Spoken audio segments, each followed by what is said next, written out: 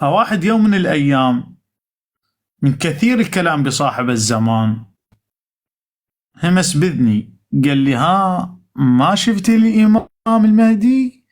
من باب الاستهزاء، من كثير الإمام كثير كثير كثير. شوف، قال لي: ها ما شفت صاحبك؟ حكايته هيك همسها بذني. قلت له: أنا سالفتي ويا صاحبي مثل الفلاح. الفلاح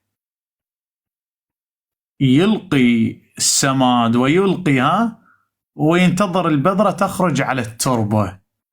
احنا نزرع بقلبنا حب صاحب الزمان، ومن راح ينزرع بصدق حب صاحب الزمان بقلبنا راح نشوفه قدامنا كما الفلاح ينتظر لرؤية تلك الزرعة. شايف لك هيك؟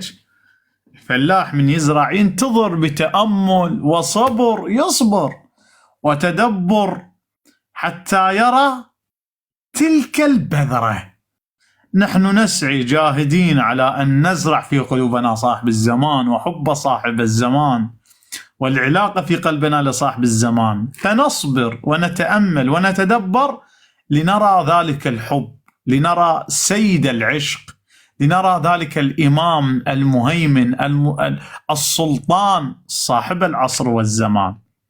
ترى قلوب خلت من حبه فأذاقها الله حب غيره.